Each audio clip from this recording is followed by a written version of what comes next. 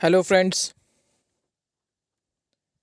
आज मैं आपको मर्चेंट नेवी के बारे में कुछ इन्फॉर्मेशन शेयर करना चाहता हूँ।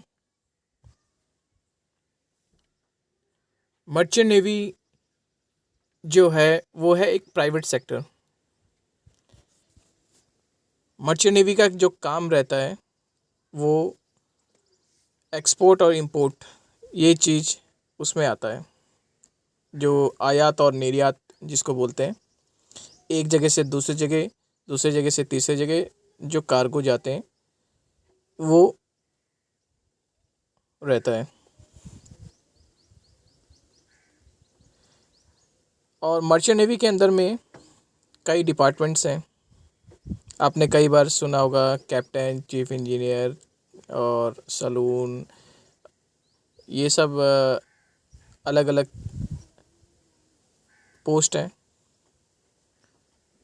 तो आप सभी को ये पता ही होगा कि कैप्टन तो एक ही होता है और वो फादर ऑफ शिप भी उसको बोलते हैं। तो वो वहाँ तक पहुँचने के लिए हम लोग को क्या क्या करना पड़ता है। तो अगर कैप्टन के रैंक पे आपको पहुँचना है तो सबसे पहले आपको डेक कैडेट करना पड़ेगा या रेटिंग करना पड़ेगा। कैडेट के बाद में फिर आपको थर्ड ऑफिसर का एग्ज़ाम देना पड़ेगा, उसके बाद सेकंड ऑफिसर, फिर चीफ ऑफिसर, उसके बाद में जो लास्ट ओहदा है वो है कैप्टन का। ऐसे ही हम लोग इंजन डिपार्टमेंट में चलते हैं। तो इंजन डिपार्टमेंट में सबसे पहले रहता है जो इंजन कैडेट रहता है, जो नया लड़के को कैडेट बोलते हैं। जो ट्रेनिंग करने के बाद में वो शिप पे जाता है वो कैडेट रहता है।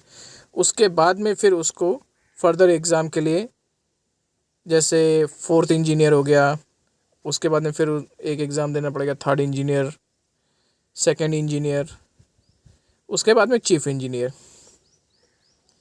चीफ इंजीनियर भी टॉप रैंक में आते हैं। चीफ इंजीनियर और कैप्टन ये दो ऐसे टॉप रैंक हैं जिनके बिना हम लोग शिप नहीं चला सकते।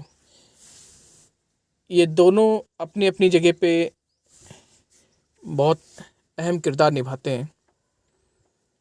उसके बाद में एक दूसरा डिपार्टमेंट हो गया जो स्टीवर्ड का हो गया, चीफ कुक का हो गया, सलून हो गया। उसके बाद में फिर नीचे के आ जाते हैं जो एबी हो गए, ऑयलर हो गए, ओएस हो गए, ये सब आते हैं।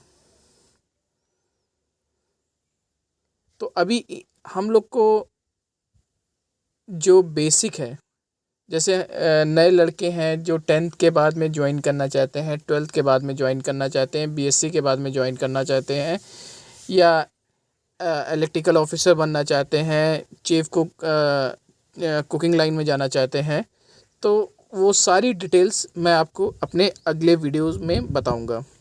और अगर आपको कोई और क्वेश्चन है तो आप कमेंट बॉक्स में बताइए, तो मैं उसको आपको रिप्लाई ज़रूर करूंगा। Thank you.